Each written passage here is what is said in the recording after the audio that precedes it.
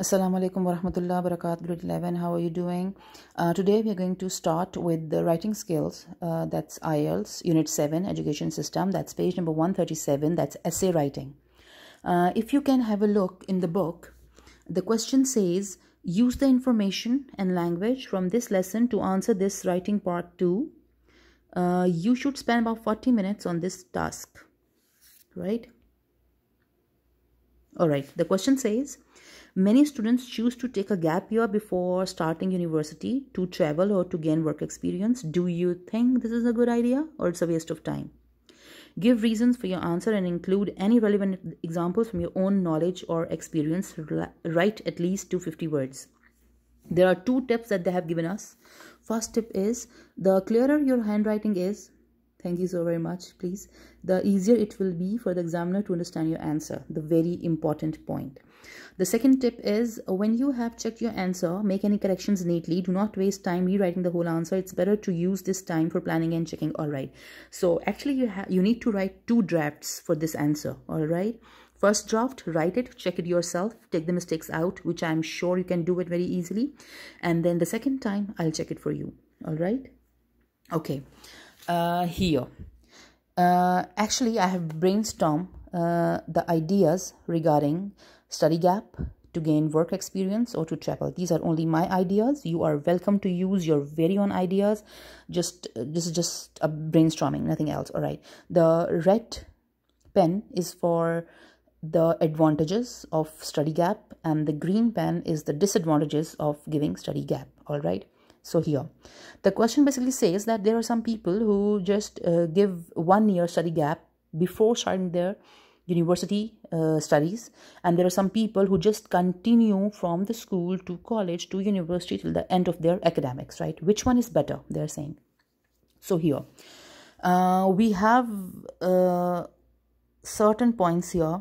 Like, first point is, it is good that people should give a study gap and travel. Why? Because if they travel outside their country, they will be having a good cultural awareness.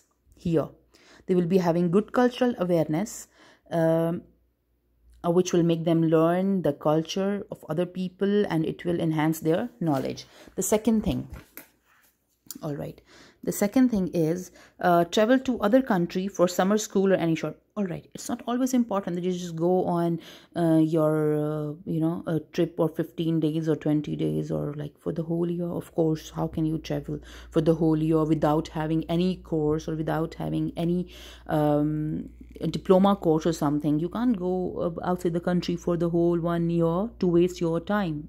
All right, so maybe then you can take a summer school or any other short course. That means 6 months or something, because short courses are from 3 to 6 months. They never hardly they go for 12 months. Otherwise all the short courses are for 6 months or 3 months. So either you can take any summer school or you can continue with any short course which will make you learn and explore the world outside the college and the school.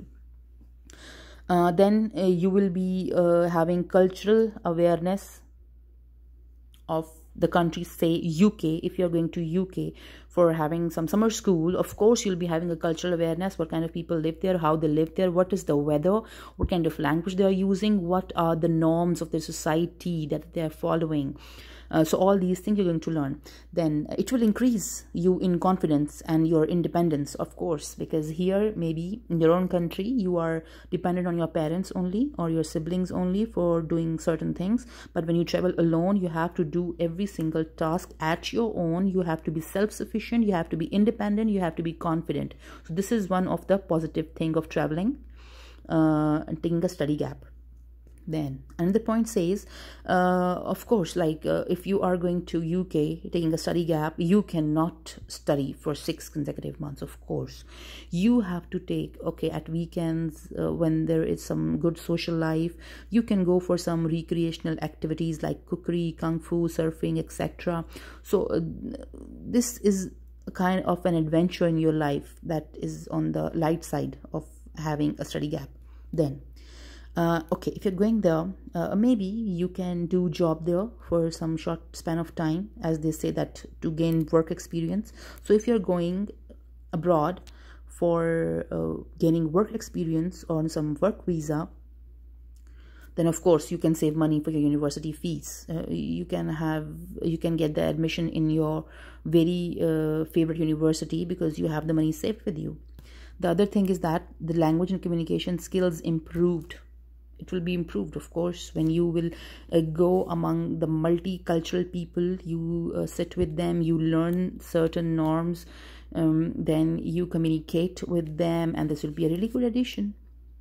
Negative thing, I don't think so. There are more things that are negative, but still, time may have been wasted, of course, the whole year, because of course if you are going for 6 months, that is for sure that no university will start after 6 months. You have to take the whole 12 months. Do they say here 12 months off?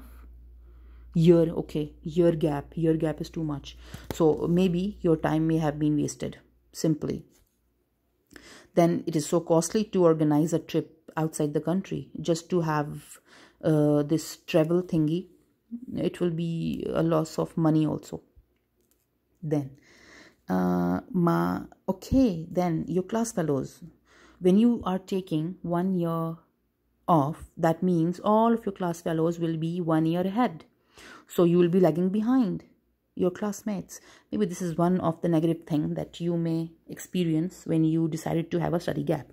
One more thing here, it may not be constructive and turn out to be a horrifying experience. How horrifying experience? Maybe constructive means nothing good you may have learned because it was a bad luck only.